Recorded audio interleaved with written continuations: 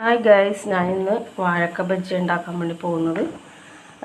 ഇതിൻ്റെ ബാറ്റർ നിങ്ങൾക്ക് എല്ലാവർക്കും അറിയാം. കടലപ്പൊടിയും ഞാൻ കോൺഫ്ലോർ പൊടി ചേർത്തിട്ടുണ്ട്, കുരുമുളക് പൊടി, ഇത്തിരി മുളക് പൊടി, ഇത്തിരി മഞ്ഞൾപ്പൊടി, കായപ്പൊടി, സോഡാപ്പൊടി, ആവശ്യത്തിന് ഉപ്പൊക്കെ ഇട്ടിട്ട് കുരുമുളക് പൊടി ഞാൻ ഇട്ടിട്ടുണ്ട്. അതെല്ലാം കൂടി ചെയ്തൊരു ബാറ്ററാണ്. ഇനി ഇതിൽ നമുക്ക് മുക്കി പൊരിക്കാം. എണ്ണ ചൂടായിട്ടുണ്ട്. ഞാൻ സൺഫ്ലവർ ഓയിലാണ് എടുത്തിരിക്കുന്നത്. നമുക്ക് മുക്കി പൊരിക്കാം.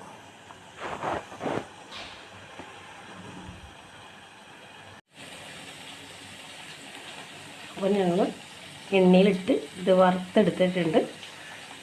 ചെറിയ ഫ്ലെയിമിൽ വെച്ച് പൊരിച്ചെടുക്കണം, അല്ലെങ്കിൽ കരിഞ്ഞു പോകും. ഇത്തിരി ഉണ്ട് ഇതുപോലെ റെഡ് കളറൊക്കെ ആകുമ്പോൾ നമുക്ക് എടുക്കാം. നേരിതായിട്ട് മുറിക്കുമ്പോൾ പെട്ടെന്ന് നമുക്ക് ഉള്ളു വേകും. കട്ടിയിട്ട് മുറിച്ച് കഴിഞ്ഞാൽ വേവില്ല. ചൂടോടെ നമുക്കിത് സോസും കൂട്ടി കഴിക്കാം. നോമ്പ് തുറക്കുന്ന ടൈം ആകുമ്പോഴേ ഞാൻ ഇനി പൊരിക്കുള്ളൂ. ജസ്റ്റ് നിങ്ങളെ കാണിക്കാൻ വേണ്ടി ഒന്ന് ചെയ്തതാണ്. അങ്ങനെ വാഴക്ക ബജ്ജി റെഡി. നമുക്കിനി കഴിച്ചു നോക്കാം. കൊള്ളാം, നല്ലോണം വെന്തിട്ടുണ്ട്.